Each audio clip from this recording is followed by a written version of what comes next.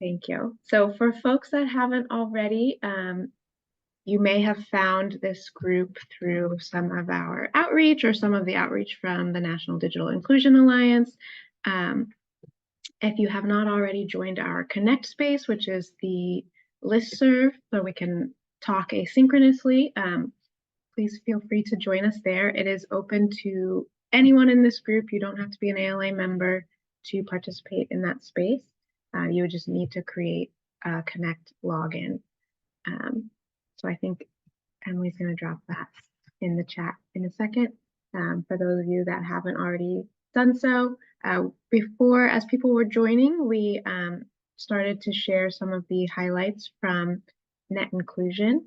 I know a number of you were there and got to meet one another in person and do at the Birds of the Feather session. Like I said, some people have already started sharing some of the highlights, but if anybody else wants to take a minute to say anything about Net Inclusion, the floor is yours.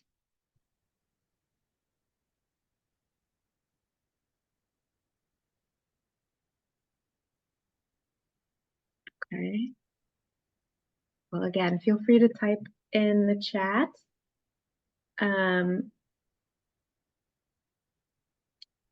We're having some upcoming webinars. There's an NTIA library webinar with ALA and the Urban Libraries Council coming up in April. I believe it'll be April 15th, so be on the lookout for that. We'll definitely stick that in the Connect space, the information for that. And then there's another one also in April. Emily, you might want to share about this one. Sure. So ALA and Common Sense will be hosting a webinar on April 17th around preparing folks in the K-12 education sector for the Digital Equity Act competitive grant. So we'll be focusing on schools and school library partnerships, both informal and formal, and really gearing up how to form those partnerships that are so essential for the Digital Equity Act competitive grant program. So we'll post all of that information to the Connect space. Thanks, Emily. Just some quick updates about the Learn Without Limits. So we talked about last time ALA filed comments in support of the hotspot lending program under E-rate. We had also created a template letter so that libraries could send in their stories and examples. We spoke with the FCC last week, and they said they would still welcome letters from libraries. So I think we had initially said the deadline was like February 5th. And so ignore that in the instructions. If you were still inspired to send a letter, we would still encourage you to do that. And there's instructions about how to do that. We are hopeful that we will hear about the hotspots sometime this spring. And maybe even there would be a supplemental window for libraries and schools to apply for hotspots outside of the normal E-rate cycle. So we will keep you posted on that, but that's something that we are hearing in terms of the next steps for hotspots. We will continue our advocacy and support of hotspot lending and E-rate, and we will keep you posted on anything we hear there or how that will roll out for libraries. Also, with the Learn Without Limits, the cybersecurity proceeding is underway. The reply comments were due today. ALA filed our reply comments, and we are urging that, cybersecurity is super important for libraries and protecting vulnerable patron data. There's a lot of urgency beyond just the pilot to get that money out to libraries and schools now. So our comments urge the Commission to consider shortening the pilot period and thinking more carefully about how they're spending that money. So you can read our comments. I think Emily's going to post those in the chat in a second as well. Just a reminder that the BEAD challenge process is still ongoing. We have the library, or there was a webinar this last week about how to do a challenge in your state with ALA and COSLA and Shelby.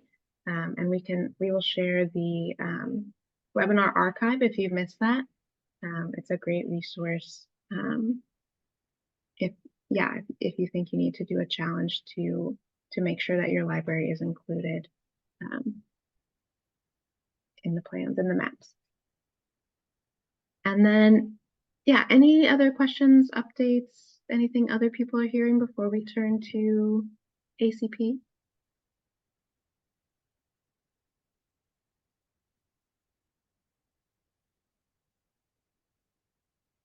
I think there's a question from Don in the chat around will there be digital literacy discussions at the ALA San Diego conference in late summer? Don, so glad you asked. We are planning to host our June Digital Inclusion Working Group meeting in person at annual conference. So anybody that's part of this group that will be at the conference should, well, we don't know the date and time and location yet, of course, but we would announce that and have everyone come and get together and host our meeting. We'll definitely be having other digital inclusion content. I know we're planning a session about Learn Without Limits and the hotspot lending in collaboration with officials from the FCC, and probably something about the digital equity competitive grant as well. So we will definitely update you on our plans for annual, and I'm glad you're thinking about that and hope everyone will join us in San Diego.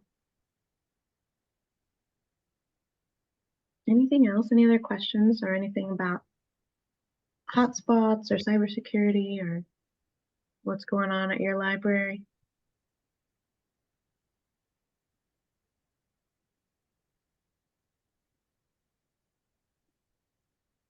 Okay, well, let's talk about the ACP.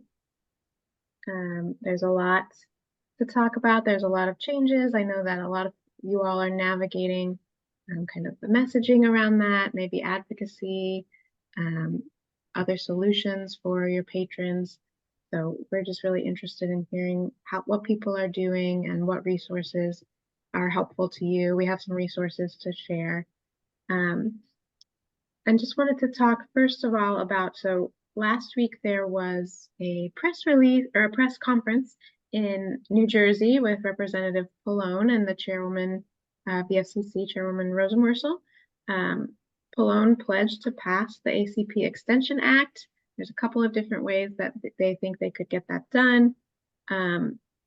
So we are keeping up our advocacy efforts and trying to remain hopeful. I don't know, Andrea, if there's anything from the press conference. Andrea was able to attend in person. If there's anything you would want to share, or any insights you have from being there? No real insights. I did appreciate how there were speakers from NAACP, from a statewide Hispanic group, AARP. So it really gave a sense of the types of populations that benefit from ACP, in addition to representatives from the Library Commission who were there. So yeah, I thought it was great to shine a light on New Jersey and to give more attention to ACP. So fingers crossed. And it was also just really nice. The FCC chairwoman is so supportive of libraries. So to have her in a library and in a New Jersey library, it just really shows that commitment, I think. So like I said, fingers crossed. Thanks, Andrea. So glad you could be there and to meet, the chairwoman, and that you got that impression that she cares about libraries. Yeah, we are definitely hopeful for some of the upcoming stuff that she can make the programs favorable for libraries. I think we talked about last time, although it's on February 8th, the ACP enrollment was frozen. We could not enroll anyone new in ACP. I think we're curious to hear what you've been telling folks about that, if there have been questions from your patrons about that, just kind of general messaging. Anybody have thoughts? Yeah, Don, go for it.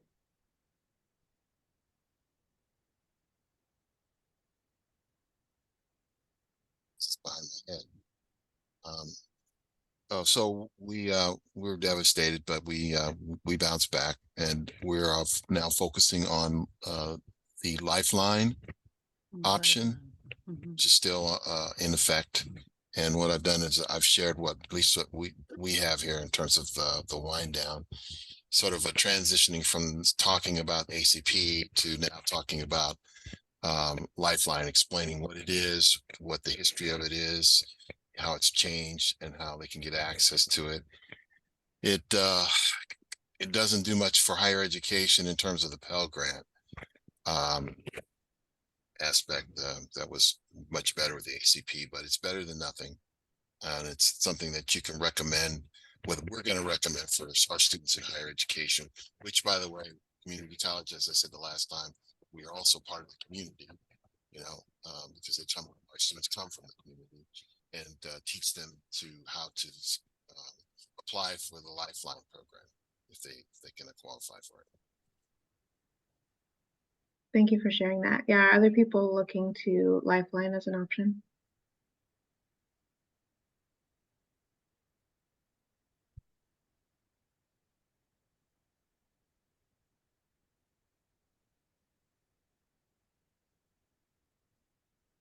Maybe.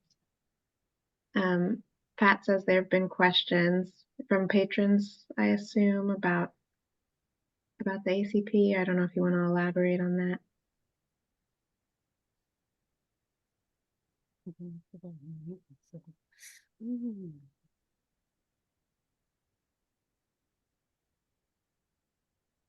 Pat, if you're talking, we can't hear you. Okay, hold on. Let's see. Oh, we got you now. Oh, yes, we have had questions, and I have just explained to the public that they're trying to renew it. But they are aware, because when they go to apply or renew, it does tell them that it's going to end in April.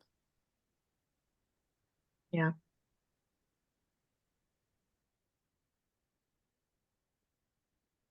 Looks like in the chat, other people have been thinking about or switching to the Lifeline. Yeah, but it has its differences for sure. So in New Jersey, the New Jersey State Library was an ACP outreach grant recipient. And unlike some of the other grantees, I believe, we hired staff specifically for that program. We didn't have some other kind of digital navigator program where this was a portion of their time. They were 100% grant funded. So when the enrollment freeze went into effect, we had to let the staff go. So that means that there is no one as part of our program, the way that we were doing it, to answer questions or enroll people in something else. So I think that for me, it's been a lesson in would I want to apply for something like this again, especially if it would be 100% grant funded. I mean, in retrospect, if it was a portion of somebody's salary who was doing something else, then at least the staff could have stayed on. But at this point, we set up an email address, like we did the events, and there's nobody really, there's me to answer questions if anything comes through, but there's no one to provide any other kind of information. So that's been sort of disappointing with that. Chime in on that. Yeah, that was problematic for us too. What we did when the ACP was still going on, we made a LibGuide that we could actually share with folks who actually had access to that, to the clients actually, so then they can explain it better to the clients. We're going to probably do the same thing for the Lifeline, and go into the details of how to apply. And as I said before, explain to them the history of how it came about. And I don't know if you all know how it happened, but a long time ago when we had telephones at the house, I know it's fun. And that's something, John, when we had telephones at the house, people realized that there were people who didn't have the money to pay for telephone service. And so long story short, they basically made a Lifeline service that allowed people to at least get phone calls coming in but they couldn't make a long distance call, but they could make a local call, like to a hospital for an ambulance or just someone down the street. And again, it was something around $10, or I think it was something like $6 back in the day, but it was enough that people could afford it. They could scrape a couple of pennies together for that. And I think that's what we're going to go back to doing with the Lifeline for the internet. So they made a version for the internet as well. So, I grew up poor, and I got to tell you, I could scrape together something like this just so I could have access to the internet, because it's important to my family. So I think it's good that we're going to do this, even if it's not 100% free.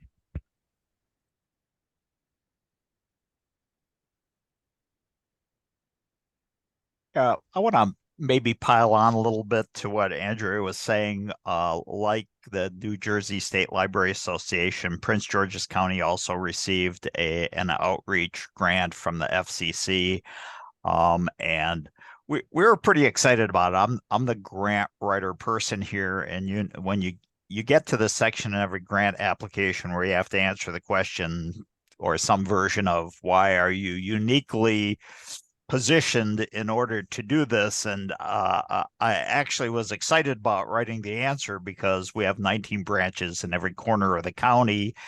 And we also have mechanisms in place for us to go to them, not just for them to have to come to one of those 19 branches. So it was very disappointing. Like New Jersey, we hired specifically grant-funded employees, one of whom we had to let go that week. The other one, we've cobbled together some funding in the hopes that another grant will kick in soon.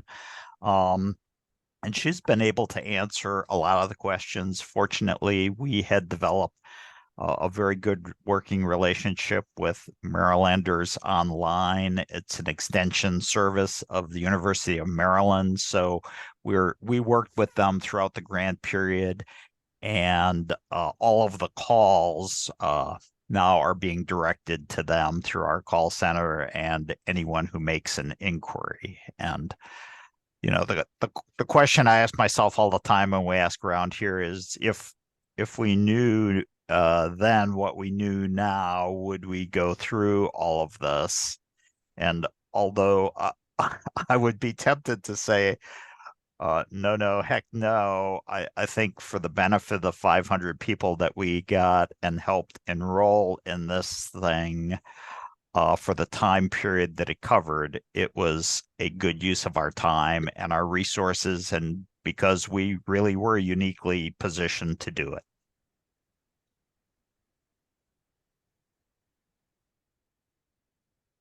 Thanks for sharing that, John. Don, Nate asks in the chat if there are ISPs that accept Lifeline in your area. Oh, sorry, it looks like you responded. I'll be honest, and I didn't know what Lifeline was until 5 minutes ago. No way. No way. Really? I'm sorry. I shouldn't have reacted that way. That's a bad librarian. Bad, very bad. I did answer your question, Nate. I just went through the website, and we have 3 in our area here in North Carolina, at least where I live in North Carolina.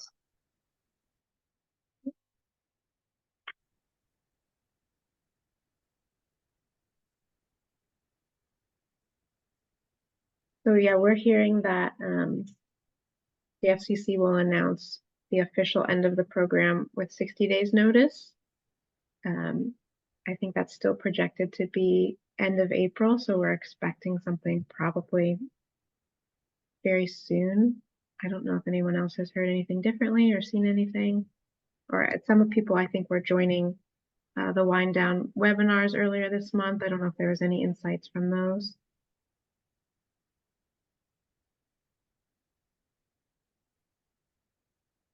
The FCC also had a listening session during net inclusion. I mean, they didn't really shed any new light on anything except that as much as they can personally be invested in trying to assist grantees and trying to facilitate things if funding comes through. It seems like, you know, they recognize where the grantees are coming from with things, but certain aspects are just outside of their control. There's like a legal contract that's in place for the grant recipients. But they're not giving up hope that something will happen and that things will work out for both the people who are receiving ACP and for the grantees. But then there was just a Shelby call right before this where they didn't seem nearly as optimistic. So I don't know. And then even if there is funding that becomes available, you know, you wonder if this is just kicking the can down the road and this is just going to happen again. Like, how long will the funding continue? If it's just till December, would we be looking at the same issue? It just seems like there needs to be a more long-term solution that's being worked on in addition to anything that would be short-term. Andrea, if I can ask a quick question of you. During the Sure. working group, our listening session at Net Inclusion, do you have a memory of who was actually representing the FCC? So this was a different listening session.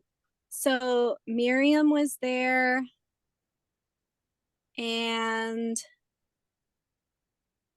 I'm sorry, I'm blanking on his name.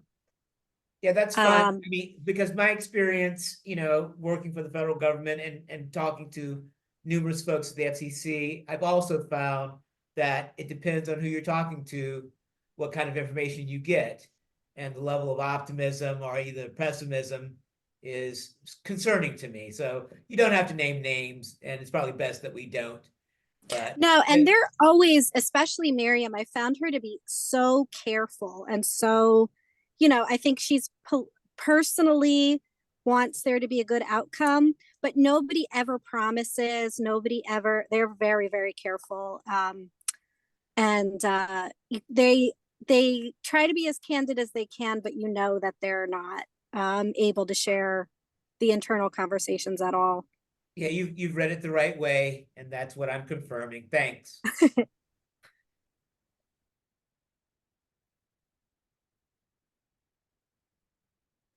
Yeah, thank you, Andrea. And yet, so ALA, we might have shared this last time, ALA has been working with the Affordable Broadband Campaign to think about the long, not just to advocate for the short-term continuation of ACP, but also to think about that long-term solution and what that looks like to be sure that ACP funding is continued, sustainable, and that there remains kind of a way that the program continues without this constant kind of, will the funding run out, will it not? So we will hopefully be talking about that more this year as we hear more about, as we shift more to the long-term kind of outlook. And I know that there have been some conversations on Capitol Hill with the Universal Services Fund working group. So we think that, you know, a number of people are starting to look at that issue in the long term as well.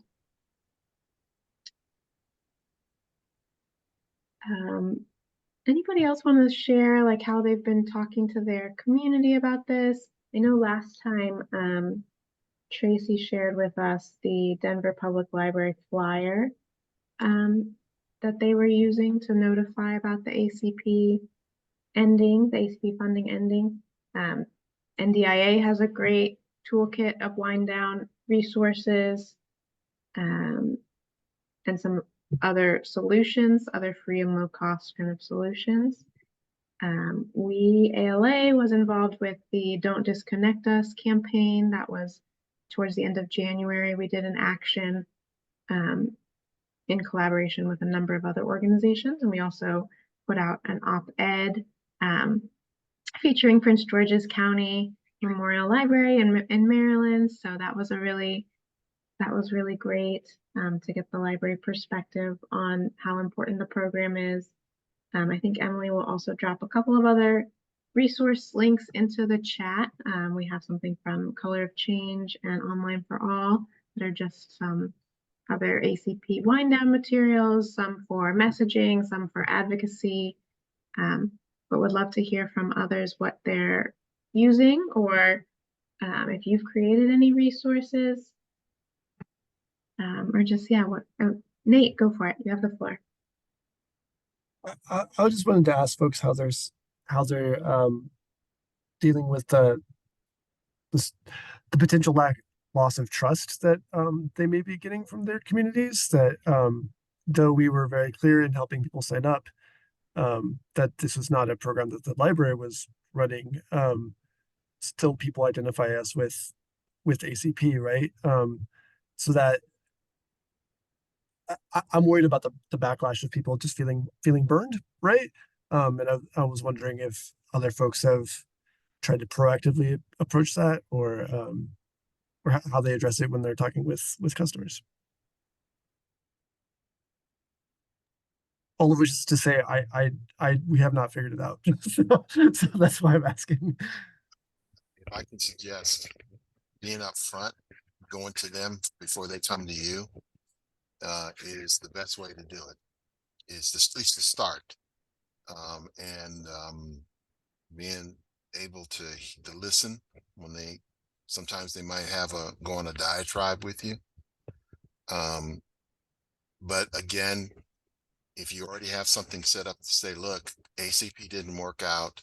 I know you're not feeling trusting of the government or me, but if you're interested, there's a Lifeline program that's been in existence for a long time, and that you may want to consider that to make up for that loss of income, or the income that you don't have, right? Or the access to internet.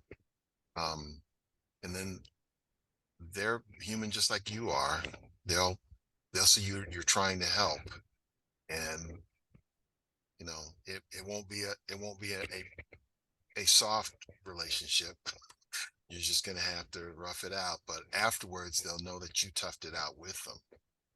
And that's all any human can ask of another human being, is that you toughed it out with them, and you stayed with them even when things went bad.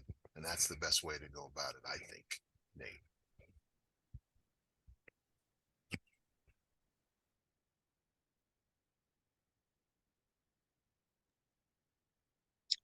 I know we've talked about this a little bit with the outreach grantees. So I don't know if Marion or John or Andrea want to chime in.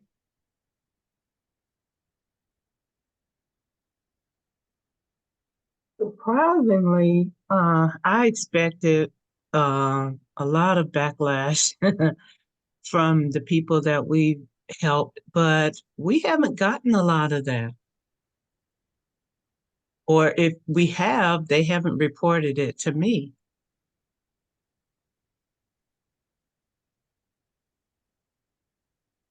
And I can say also that we've been helping people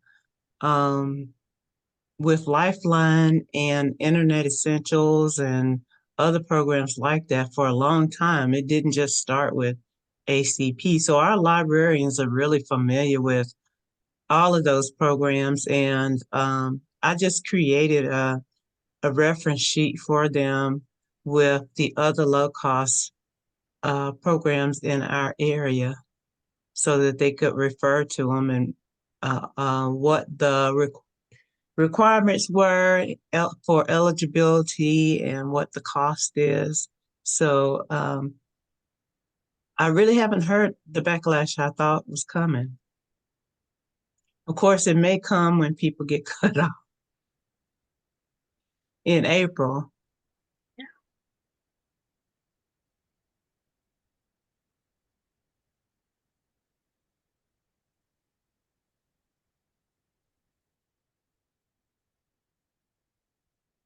Yeah, thank you, Marion, and yeah, thank you, Dawn, for your perspective. I almost wish we had heard some backlash, because when you suspect that something's out there and it's not getting to you, then it's a little bit of a concern. And a lot of the people that we enrolled weren't necessarily people who we interacted with on a regular basis at the library. And although they're probably more predisposed to blaming the federal government than us, we're still guilty by association. And I just wish we had heard a little bit more and had more contact afterwards.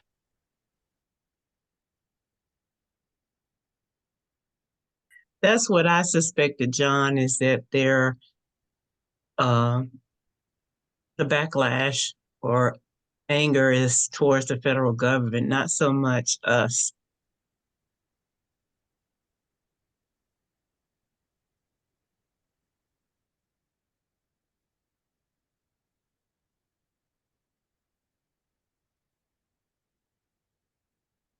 Are any of you or your libraries engaging with any of the ACP advocacy activities? I know for some folks that's just not feasible, but wondering if your libraries have gotten involved with advocacy around the ACP.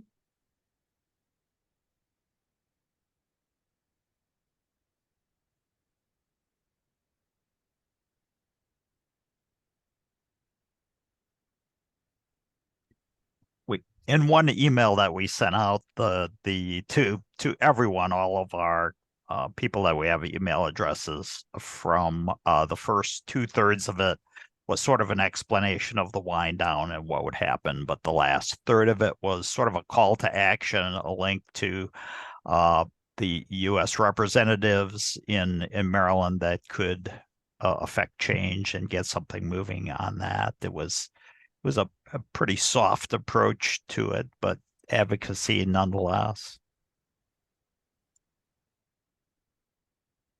Yeah, thanks, John. And it sounds like Pat's been involved with the education superhighway stuff.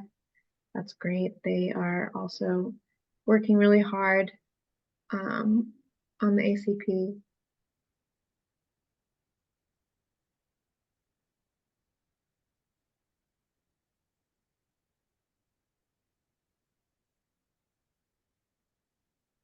Great. Yeah, Tracy says they signed on to a letter to advocating for ACP. Yeah, maybe from Shelby. Yeah, Shelby sent out one, I think.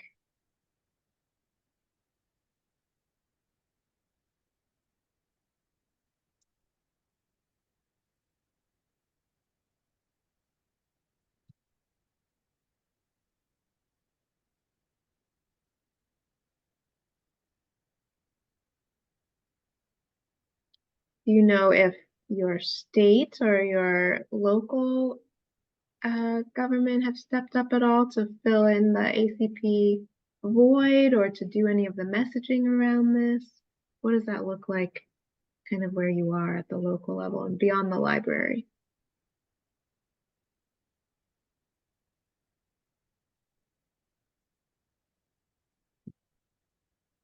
Beyond the library here, the local housing authority is also letting people know because they also were a grant recipient. But I can't recall anything that I have seen from the state broadband office.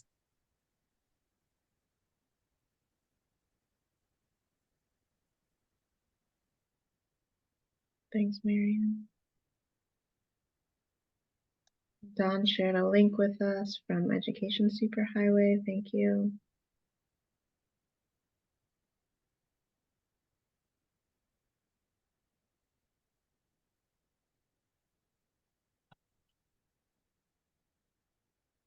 Yeah, it seems that people are responding differently. I'll be honest with you, I'm kind of surprised with Education Superhighway because that was their big baby, you know. I'm not judging it. I'm just saying that I'm surprised that there's not more outreach to all the people they signed up. You know, I'm wondering if there's outreach for all the people that they've signed up is my question. Interesting. I don't know, Pat, if you have anything. Yeah, okay. Pat, do you know what they've been saying?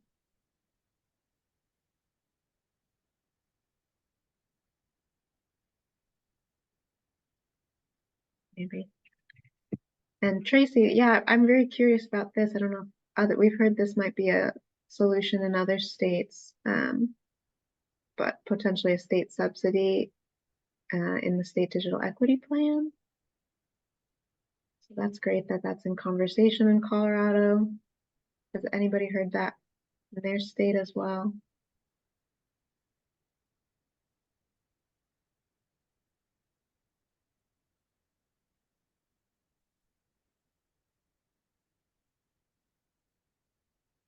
In Charlotte, the closest, at least rumor that I've heard, is that the city is trying to find a way of paying for it, access to the internet. And I don't think I don't think it's a mesh internet solution. I think we're not we're not done with the mesh internet solution, but they're not pushing it. But they wanted to finance it, actually. Somehow they could finance it through the budget. And so that's one of the rumors that's going around here in Charlotte.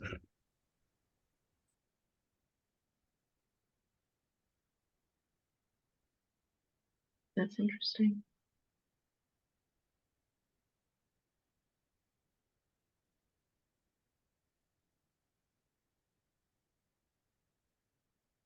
What about other resources? Emily dropped a number of resources into the chat, and we will also share those on the Connect page.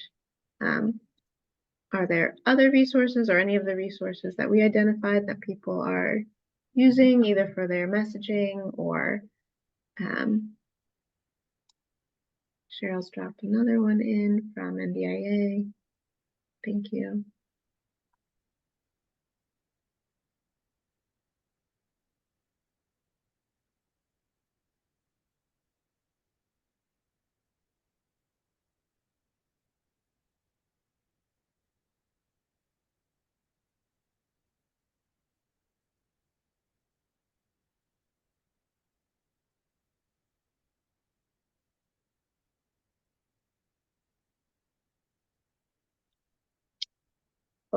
What kinds of questions do you still have about this process and where we go from here? Like what are the kinds of things that you're thinking about that we could, especially that this group could help to support or just in general too?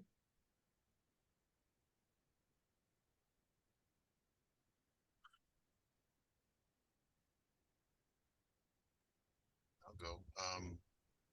Well, my area is higher education, so it would be focused in the area of academic libraries, just because we're finding that technology training is a non-funded need, and so I don't know how we could help. I haven't brought this up to the ALA group either because we're so busy with Gaza and some other things right now that that's just not on the table at all, for sure. But in terms of maybe data, if you're an academic library, and I'm not, public libraries, I'm not dissing you or anything. It's just that there's this thing that's going on with some higher education institutions where they're not funding technology training because they believe that students are already technologically trained. And so they're saving money on not training students, but there are some students that are probably leaving the school because there's no training for them. They don't know how to use Microsoft Office. And with the transition to 365, some organizations, you can't continue to not train students. And even if it's a small percentage, that what I call that collateral effect, meaning that it's small enough number that the university doesn't care, that's still enough students to be concerned about that are leaving or not getting the help that they need to get. And it spans over into the ESL program, where language is an issue as well too. And most importantly, the only reason why I'm talking about it is because the libraries are the ones who end up having to train the students. So it's like, what they used to say in old civil rights, like if they're coming for me in the morning, they're coming for you at night. It just hasn't gotten to you yet. But we need to, if you have data on whether your institution is actually funding, student training, I'd love to have it. I haven't seen any of that data.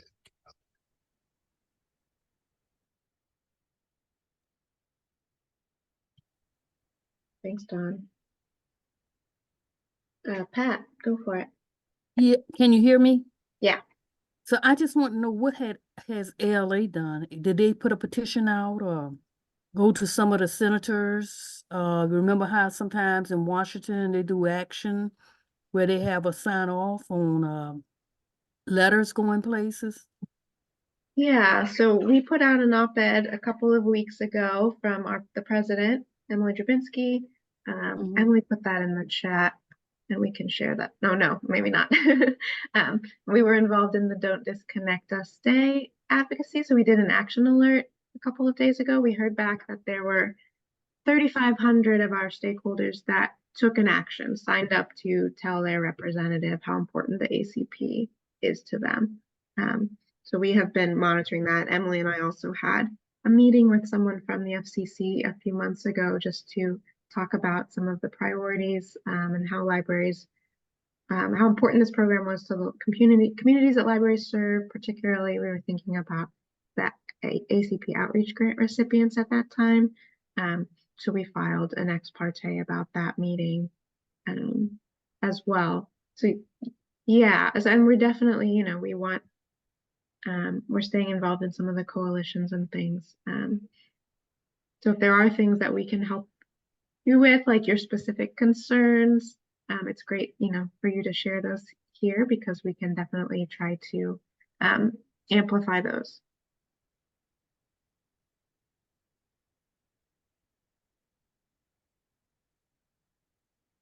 Thanks, Emily, for it. So Emily just dropped our op-ed in the chat.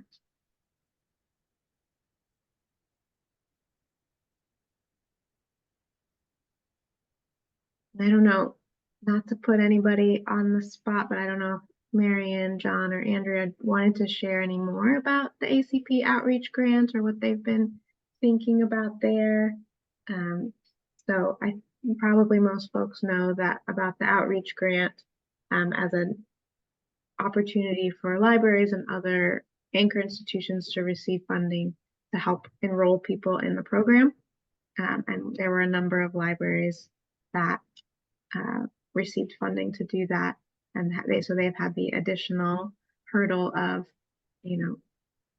immediately ending their programs and losing that funding opportunity.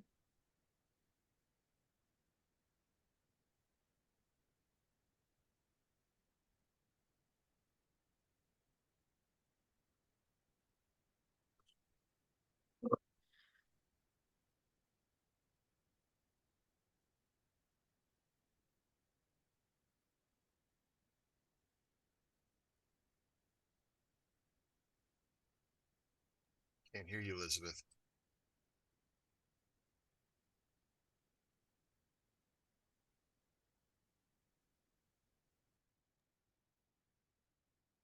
Okay. Nothing about the outreach grant.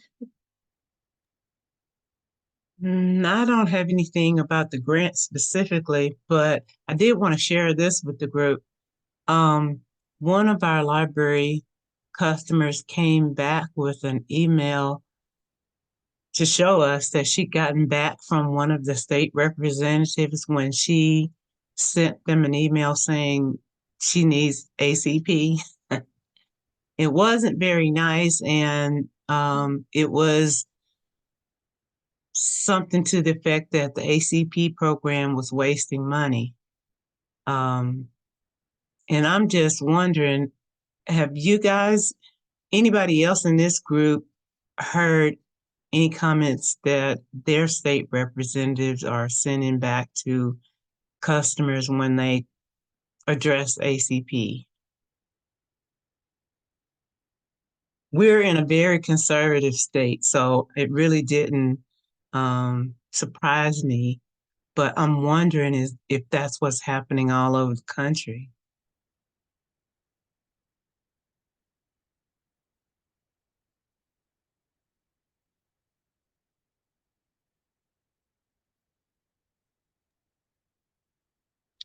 We're also, North Carolina is extremely conservative.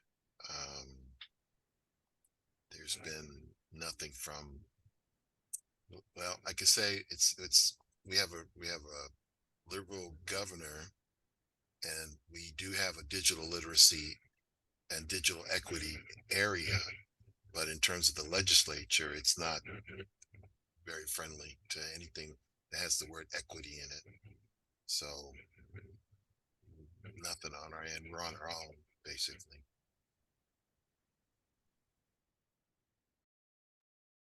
Yeah, I get you. I just wish that I had something to push back with when I heard that. I mean, I don't know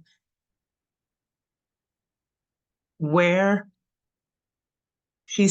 where she would think the ACP was wasting funds. I mean, I don't understand that. I mean, do we know of that the fraud level of ACP was any greater than any other government program, or is this just something that they're saying to push back against ACP?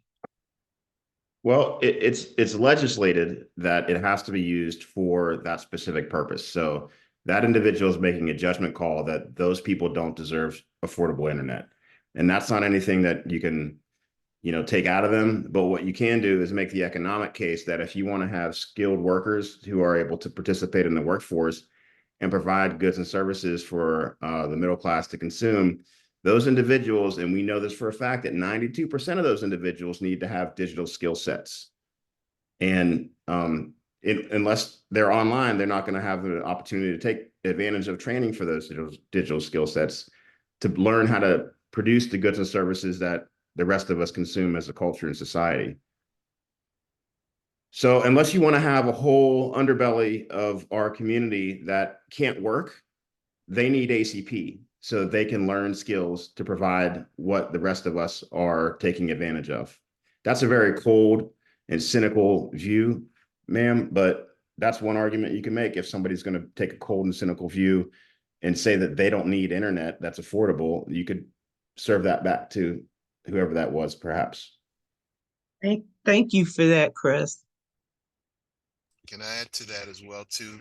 We should also look at this from at least the concept of a scam from the opposite side, meaning that people have been preyed upon. And I shared an article, a link to an article in there. So take a look at that, which is one of the reasons why having the library involved, it really makes something like an ACP program and currently the Lifeline program more upfront, because we're always serving the people in an upfront way. And so if anything, it might even attract more people to us because we're consistent and we're not trying to scam anybody. So maybe that'll work out for us, and which I hope it does.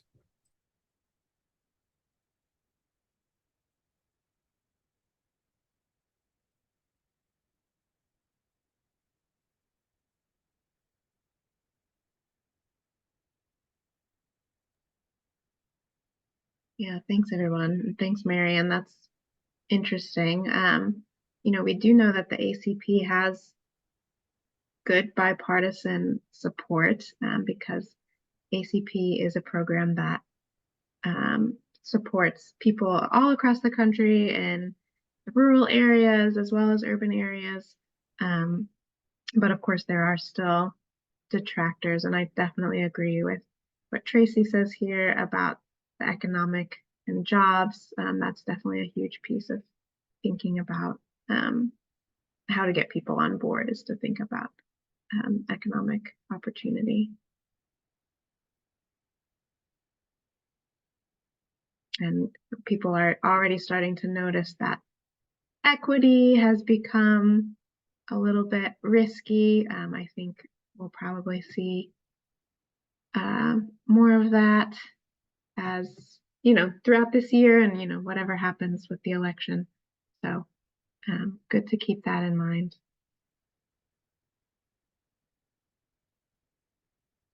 Thanks for the resource, Dawn. We've just got a couple of minutes left, so I'd really I'd love to open the floor to whatever is on folks' mind for the last few minutes about ACP or about, whatever else we can think about for next time we meet, or any feedback or anything like that. Yeah, Megan, I just wanted to get a temperature check from you and Emily. I was able to interact a lot with Lo at Net Inclusion in Philadelphia, but are you all satisfied with the traction that we're gaining here, the numbers that we're seeing on these calls, and the level and topics of discussion? What more can we do, or do we need to do any more? Are we where we need to be? Yeah, that's a really good question.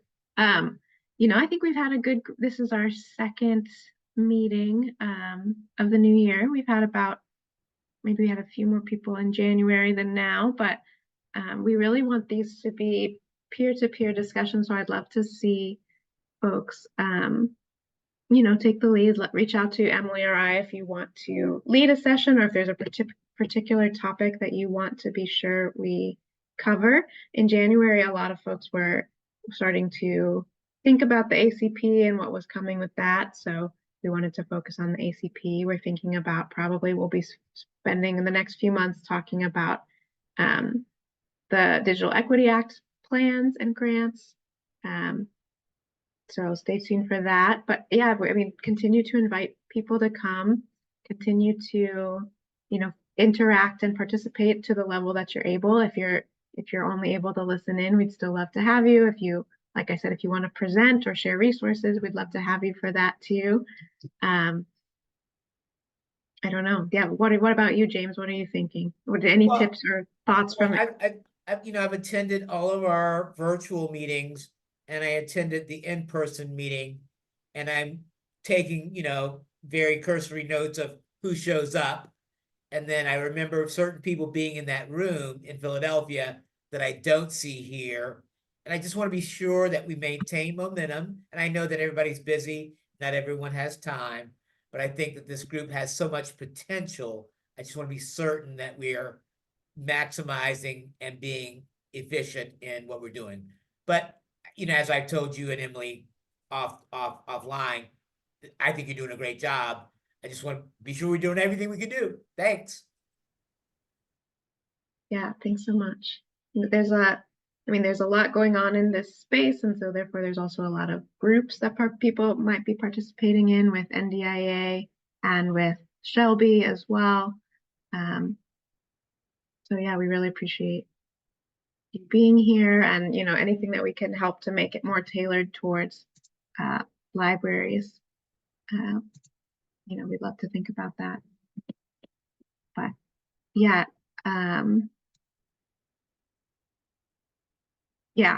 Tracy says maybe we should send out some more reminders so we can check in with Lo is out today, out doing Maryland Digital Equity Day, I think. So we can check in with them about sending some more reminders through NDIA.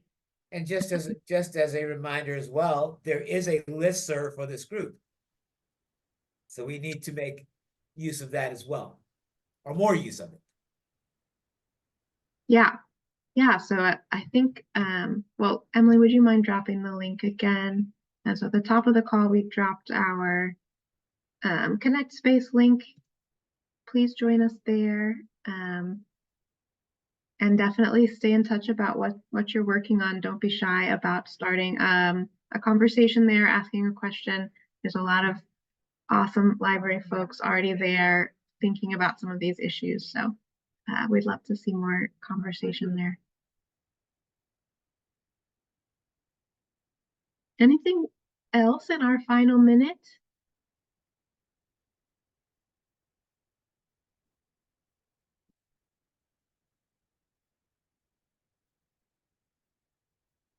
Thanks, Lou. Thanks, everyone. It was great to talk today. Good luck with ACP stuff. Let us know how we can support. We'll continue advocacy from our level, and we'll be continuing to think about, the wind down and anything that libraries could use to support that. So